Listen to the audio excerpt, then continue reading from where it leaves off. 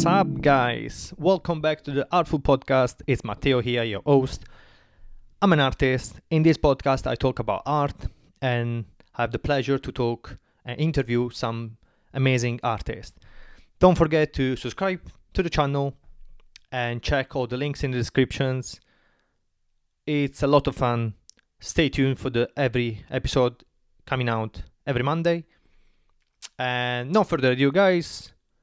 Let's go with the studio chat.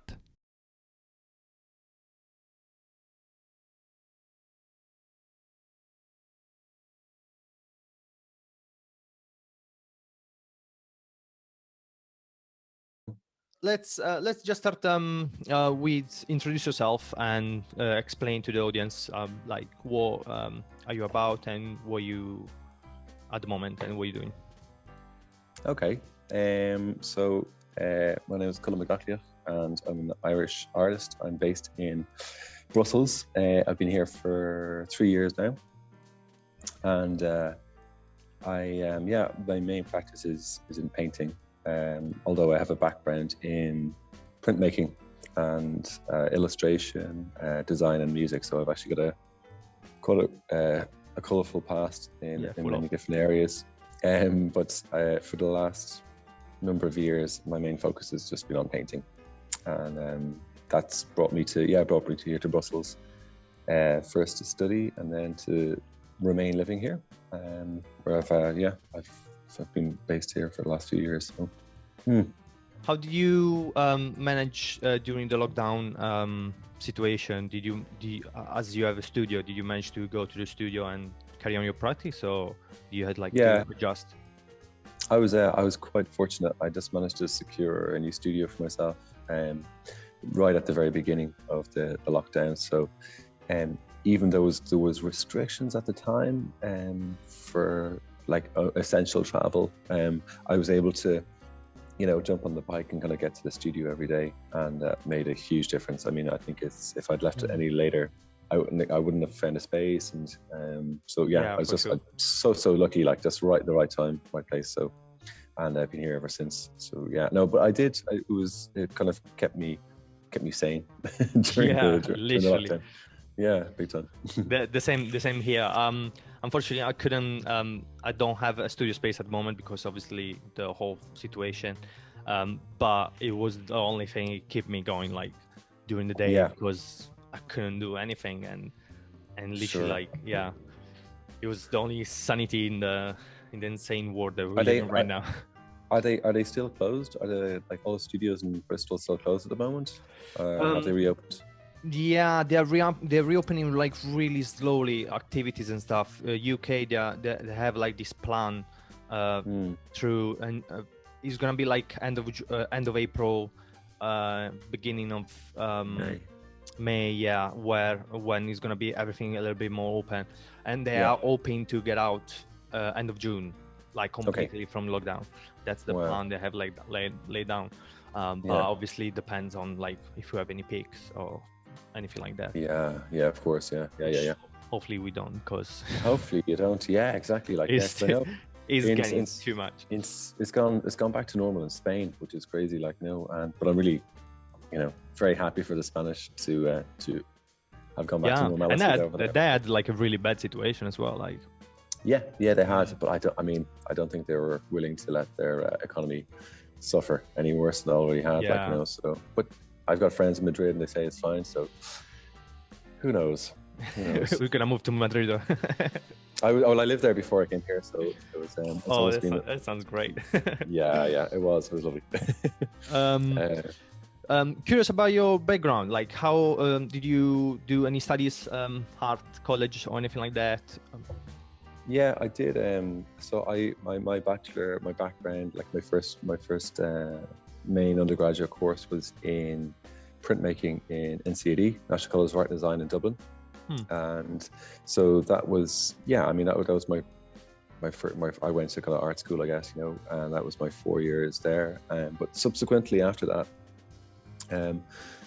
I worked for 2 years in print in the same kind of area that I studied in. So I was working as an auditioning in the print studios here in Dublin. And so that was like, yeah, I kind of put my teeth at like that sort of really old school way of working, you know, where you have to, you know, repeating the same kind of like a 5 or 6 plate prints for an edition of 100 or something like that, you know, so very meticulous, very slow moving. So I did that, I guess, because I felt like it was the right thing to do after, you know, studying that, but I soon became quite bored of it, to be honest with you. And I kind of left there, and I actually got into illustration and design. I completely switched over, and I shifted my interest, and I ended up becoming like an editorial illustrator for a newspaper in Dublin, and I had that for years. So, but at the same time, I mean, I was like kind of juggling between this kind of illustration design world and also running a gallery with friends. So we opened up an art space, Monster Gallery and Studios in Dublin, which we co-ran for a number of years. So I don't know, I kind of, for many years I straddled kind of both the fine art world and then the design illustration world, which are, as you know, worlds apart. Like, you know, there's a huge difference between there is. I did a little bit of printmaking, and that's literally the thing that I felt the same. It was the repetition, and it was the really slow method, which I was really happy to learn about. I couldn't see myself doing that as part of my practice. It requires a certain amount of discipline, and I don't know. It's a certain mental breaking point, I think, when it comes to dealing with prints. And it's weird at the same time, because I do oil painting and I do drawing mostly at the moment, but oil painting is where I do play with paint, and it's how I use it. It's really slow, and at the same time it's not that quick. It's not like I'm not doing abstract painting where I just throw the paint and like I play with the paint like that. It's a slow process there as well, but you just obviously like that's what I'm guessing, that's what I like more, and I'm drawn even if it's a slow process there than printmaking. Right. Yeah. I mean, I think it's funny because actually, like, I kind of recently was talking to someone about the kind of connection between print and painting, and I mean, there's a lot of kind of parallels you can draw between them, I suppose, depending on the way you work. But one that I find, one of the kind of impacts I find from having worked many years in print is actually how I build up layers actually in my painting, and also my use of color. And you know, I mean, because actually, like in print, as you know, for many years, I think you work monochromatically, like, you know, so in monochromes, it's going to be like just using black ink as an etching, because the process itself takes so long that you just end up doing that. And then I guess when you progress into doing a multi-plate etching, the kind of the consideration and planning that requires, you know, for everything to align up or whatever else. I don't think this definitely that extra bit of time I think that you spend thinking about this process. I think when you apply it to painting, it can actually have a kind of a, you know, an effect on your decision making and how you actually kind of how you plan your painting, or at least how the decisions you make as you kind of progress through it. So I find it. I mean, I find actually sometimes my printmaking background kind of plays into my painting practice. For sure. Yeah, makes sense. Did your practice change through time, like drastically, between all these like jobs that you had, illustration, printmaking, and now painting? Did it kind of like all melt together at some point, or it was more like okay, I'm done with this, I'm gonna move on? And I don't know. I mean, it definitely evolves. I think it has to evolve. I think there was.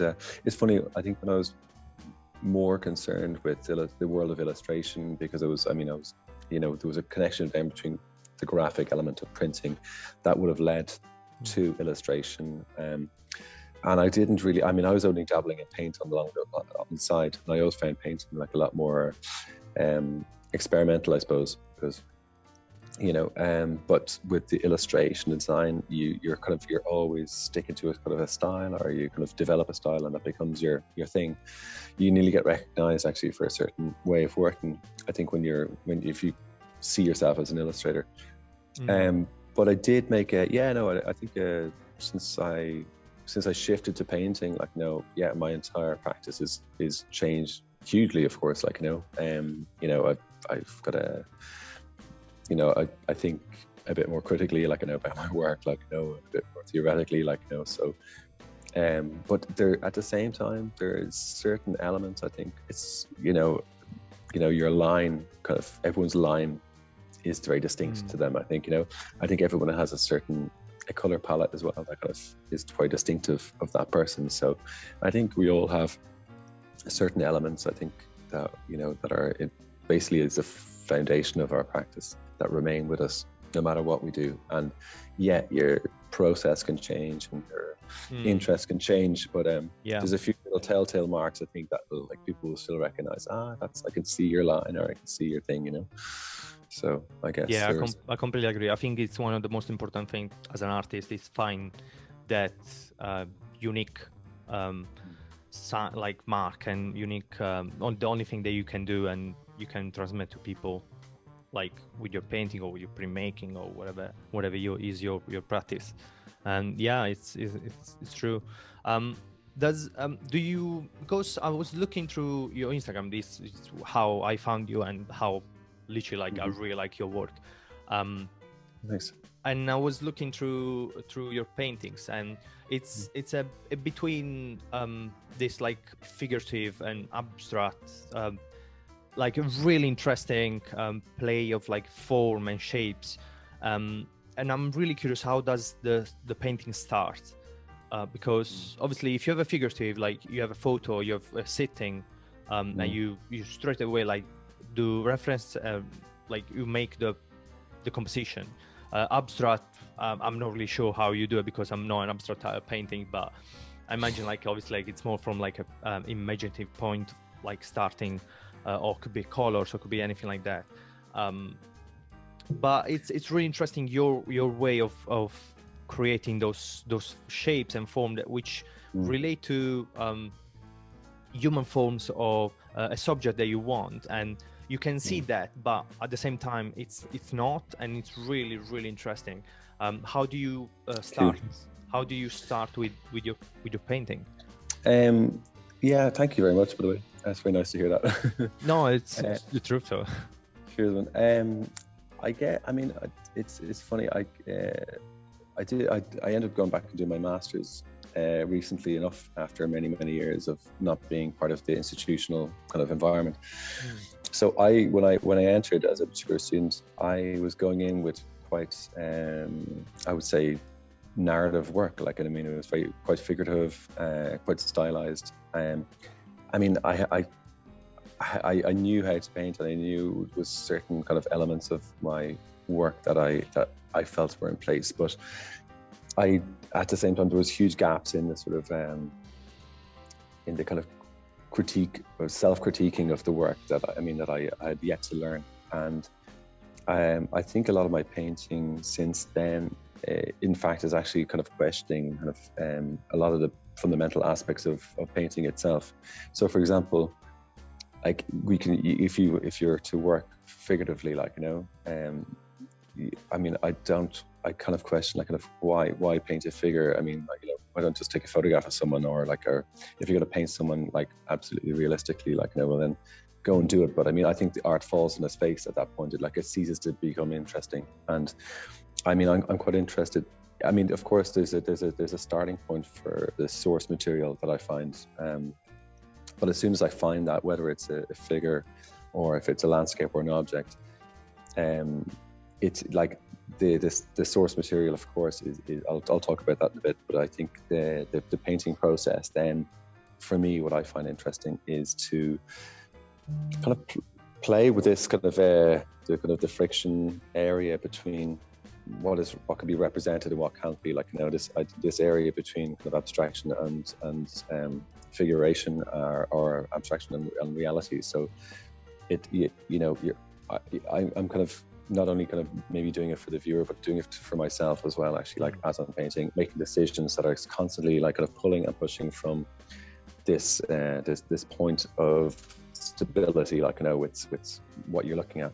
And I do this, I don't know, by kind of getting yourself into like kind of difficult painterly positions, situations, and then having to paint yourself out of them. And it's actually quite interesting that it's something that only I don't know, like, I mean, I feel if you're going to paint, I think it's really interesting to explore as much as you can with that medium as not. So I mean, I think the idea for me of just falling into a nice little steady, secure way of working that every time I sit down I know exactly what to do doesn't interest me. I mean, like, I think it's like every time I sit down to paint, there has to be a sort of you kind of generate a dialogue between yourself.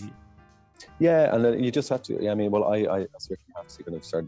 You kind of develop a sort of conflict nearly with the canvas, and then you have to work your way through it. And it's so. I mean, it takes a lot more time, and it means that the work isn't always like kind of as easy. It's not like kind of paint by numbers. Like, you really have to. Yeah. You have to have this sort of dance with the piece that you're doing at the same time. So that's one way of me describing my process, I guess. Like, it's really interesting. Are you interested in landscaping and portrait too more than like what are you interested more on to do? So I wouldn't say it's like that. I'm more interested in one or the other. I mean, there's like, for example, some of there are painters out there who are, I'm big fans of, like, that they might focus mainly on portraiture and landscape. I guess the point, I wouldn't want to associate myself with either like kind of genre, like I do landscape or I do portraiture. I mean, I'll use a subject, but I'll usually paint a figure if that figure seems relevant to me, like, so I did I've got a show it's currently, like, it's about to open in Ireland, and there was one main painting that ended up being a series, was taken from a photograph I found on Instagram. And there's a photograph taken by a friend of mine on a holiday, and it's like the entrance to the Colosseum in Rome.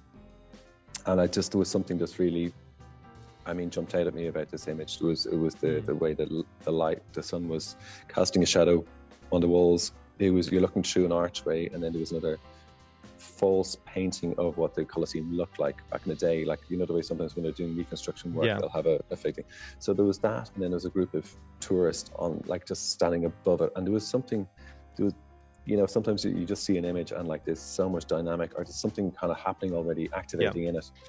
So I used that as a starting point, and then I did an abstract version of it, and then from that painting, I sometimes would bring it into Photoshop, and I'll kind of readjust the entire, make a collage nearly of that painting, and then that becomes a second painting. And so I ended up doing that for an entire series of 5 paintings based on the one. So I mean, that's sometimes how, like, I'll use sometimes, like, technology like Photoshop to as a means to get further away from the original source material, like, and for me it would, like, kind of to paint a landscape and to be truthful to what that landscape originally looked like would not be the point. It would be to start with a landscape and see how far away from that landscape I can possibly get away with while it's still looking like a landscape, like something else. Yeah. So that's so interesting as a process, like as you get into the mind of the artist, and it kind of like makes sense what you see and how the artist explains. That's why most of the time I do those interviews just because I wanna understand more of the artist that I like and I follow, and all this. It's more like a selfish kind of thing. Not at all. No, it's good. It's good to ask. But yeah, I think it's really good. Obviously, it's for everybody to hear that and to kind of like see what's going on.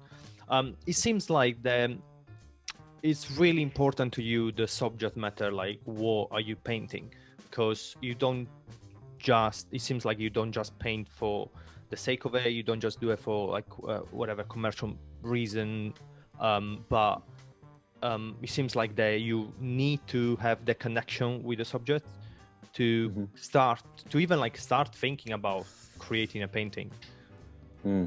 How are you drawn to that subject in particular, and Why do you think is that? Like, why do you think you need to have that connection? Yeah, I mean, there's maybe it's in a way to, I don't want to say to justify what you're doing, you know, but in some ways, it, like, you know, what's the difference between painting a street that you just like, or painting a street that, like, you know, actually has some relevance to something else. I mean, I think I of course, when I'm in the studio, when I paint, I can work completely independently, and in my own mind, and producing my own work. But I'm also aware that, like, you know, when the work is done, I need to be able to defend that work, you know. And then if I'm writing a text about the work, or if I'm in a conversation with someone, I want to be in a position where I can defend it and talk about it and explain, you know, kind of what my thought process was, and kind of how relevant the work is involved in it. And yeah, I mean, it's something that, you know, so I like maybe that. So part of it is the fact that, I can talk about what's important about the work. So I mean, I'm currently working on a set of works at the moment, based on images. In fact, actually, for the last while, I've been actually using Instagram as a source for a lot of my source material. And I mean, it's not, I mean, I suppose I'm not for the obvious reasons, where, like, you know, essentially it has it has everything you can imagine. Yeah. But I mean, you know, more the fact that it's like it's a perfect mimetic tool. It's like, it's mimesis of our time. You know, it basically it reflects the world that we live in. But I think more importantly, because it's a democratic platform, it kind of represents every single type of person out there, and how we project our kind of views of the world, or how we project ourselves out there. So I mean, this is something that's has always been, you know, of interest to me, is this idea of, like, I mean, I suppose the kind of human condition, like, you know, of how we all live, and this idea of, you know, pathos that we kind of project on the world, and all the rest. So I've been kind of scouring Instagram recently, and like trying to, like, finding certain images that I feel that have been purposely put there to kind of, I don't know, to demand some empathy, like, you know, from the audience, you know. And so it's I'm kind of, you know, in a similar way that painting actually does in general. Like, I mean, I suppose when you make a painting, and when you exhibit an art, in many ways, like, you know, it's the purpose of art is to extract that sort of empathy from the public, you know. Yeah. And I guess, like, you know, kind of, I think the Instagram essentially is that, like, you know, it is art, like, you know, in many ways. So for me, it's become a source for working from. So yeah, I'm having a lot of fun. Yeah. Finding various images. Yeah, it's really weird if you think about it. Obviously, like, it's so long ago now, but if you think about it, how it's evolved, even for like artists, that they can just open social media, and they can find any sort of picture, any sort of thing they want to. And before they had to go on if they want to paint a landscape, they should, like, paint on plein air, or like to take a picture would take like 2 days. Like, it's so weird, like, how evolved, and so much information that we can get now. That's true. How do you feel this between technology and being an artist? Because I don't know if you're aware now, like, a lot of artists now, they're doing NFTs, which is the crypto kind of version of art, and it's non-fundable transfers. Yeah, it's so interesting. It's so, I would say, weird in a way as well. Like, I don't think they will never, like, completely take over from, like, the actual artwork. Yeah. But the fact that there is another way of making art, and it's digitally, and I think it's mainly digital. I think, actually, like, you know, so I think that's the only example of. And I mean, it's I think something sold for like something like 60 million, I think, like, you know, a digital artwork, you know. Yeah, they're going crazy for there's so much money. But it's not only art as well. I mean, like, people people are trading or selling like, you know, their tweets, like, you know, for God's sake, like, you know, and there's like basketball players like who are taking ownership of a video clip of like the famous shot that they did, like, you know, and God, trying to yeah, come on, like they're trying to this is literally any sort of things to sell. I mean, you know, it's you know, like, I mean, of course that's the world is out. I mean, people are going to do this. I don't know enough about it really to kind of to talk about it. I mean, the only way I do find it kind of interesting in terms of shifting our perception of how we apply value to art, for example. Like, you know, I know the traditional sense has always been, you know, in a physical, like, you know, kind of object, you know, like the painting or a piece of sculpture or framed drawing or photograph. Whereas now, like, you know, this idea of a kind of a digital file is of value, and of course it is. I mean, you know, I've any video artist out there, like, you know, who spends maybe sometimes months, years, like, you know, working on this incredible bit of work. You know, now maybe this is a more suitable platform for them to trade their work on. You know, I don't know. It would be nice to see that happen. You know, but in terms of like kind of the like a physical artwork, I mean, that'll always be there. I mean, I definitely do feel that there's sort of a wave of anti tradition, and there's you know, it's not only in art, it's in everything. It's in society. There's a sort of like kind of like anything that could be possibly associated with the past and a patriarchal kind of Western kind of model. There's a sort of a big slap against it, you know. So whatever, you know, I mean, let people vent their anger, like, you know, but I don't think I think painting and art will still exist in some capacity, like, you know. Yeah, no, for sure. I'm completely agree with that.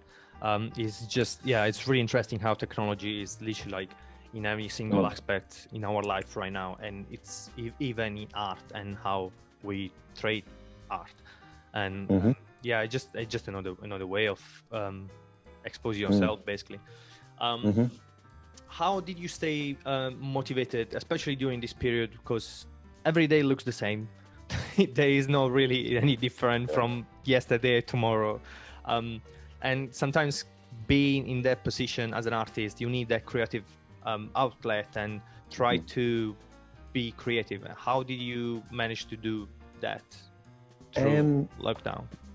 I just I worked pretty hard, man. I didn't stop. I mean, all the way through, I just kept on producing work. I just used the time as best I could. I mean, I came to the studio nearly every day, and when there was no galleries open, I decided to put on a show here in my studio, actually, and then I had a kind of a virtual show, basically, like, you know. So I kind of documented my work, put it in a PDF, and I sent it to anyone who was interested in seeing it, and I took some videos, and so it was like that was like back in June last year. So I had a little kind of virtual show, and it was good. I mean, for me, it was really important to kind of keep focused and keep a sort of element of normality to this bizarre world that we were living in. You know, I kind of just did. That was the way for me, just to stay focused, to stay in control of the situation, and it worked. It was great, you know.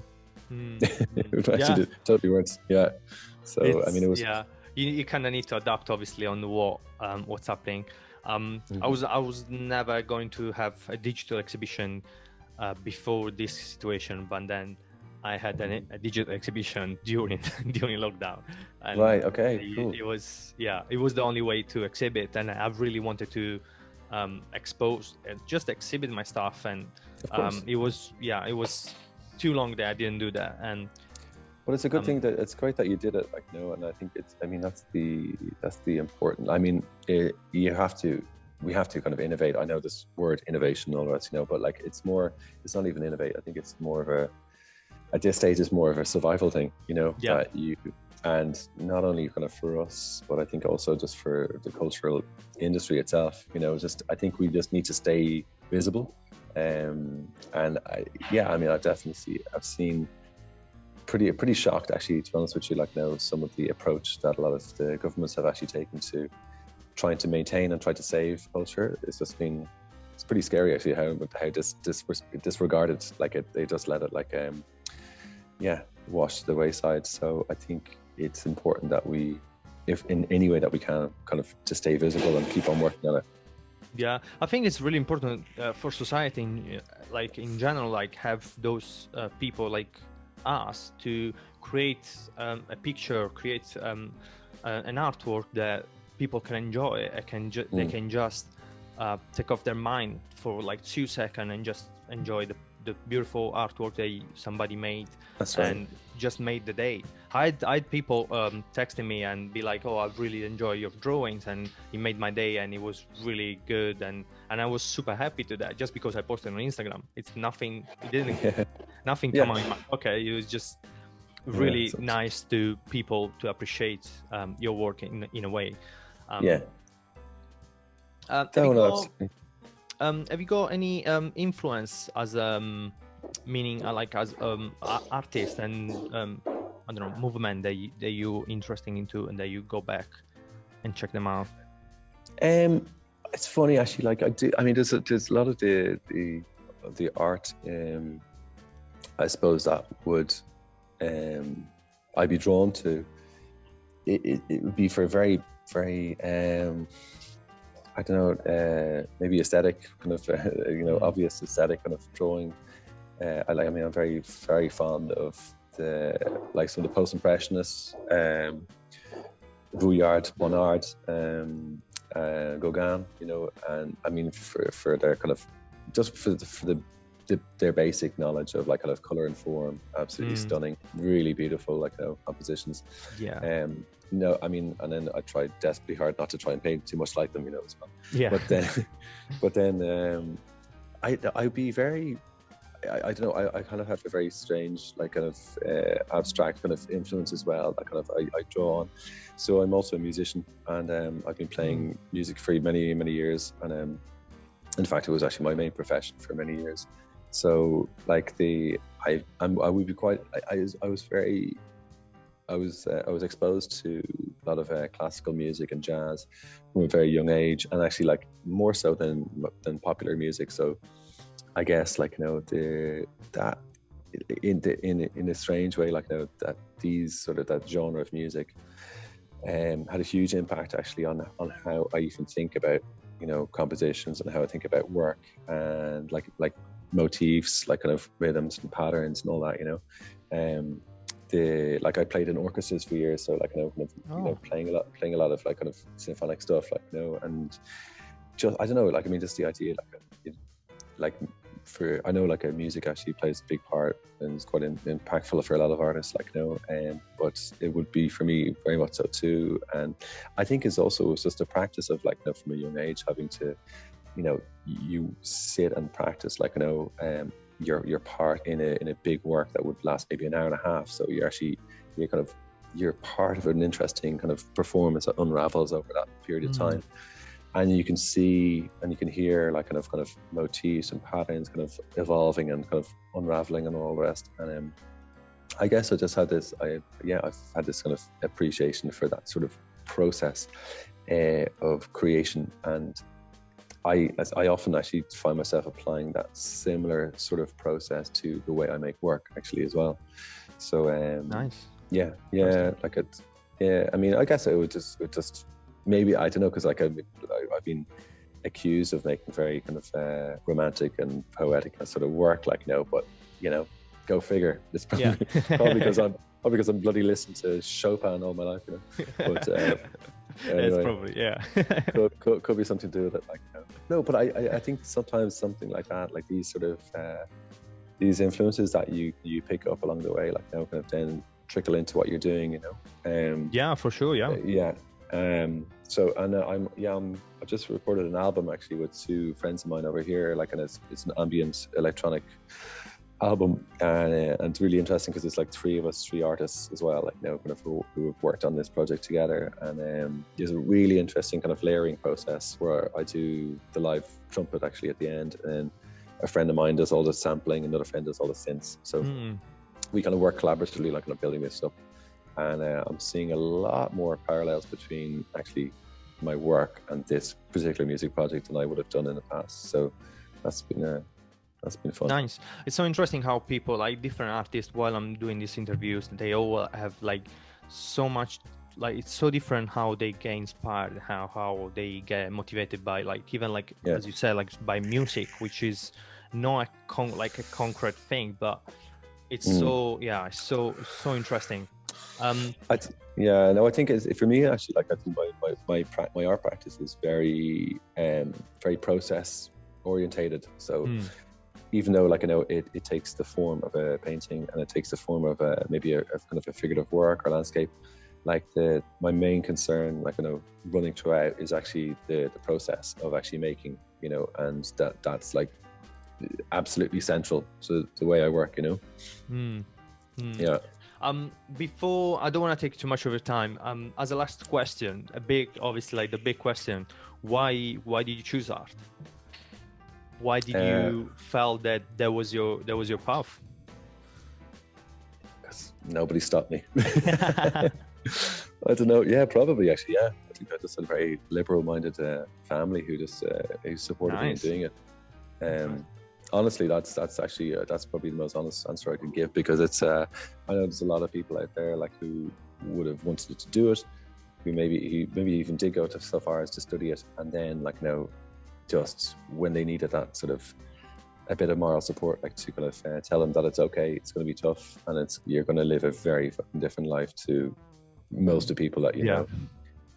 That's really the point where you need to kind of give someone the push of support, or else just keep your mouth shut and don't tell them that they're a big idiot, so just so and I think that happens if the path is made available to you, then you'll go along, you'll walk it, and you'll figure things out yourself along the way, because there's no, it's probably the most unregulated, unstructured career you could possibly find yourself in, and it is absolutely all over the shop. So you're constantly having to figure things out yourself and kind of write your own rule book every week nearly, because it just changes.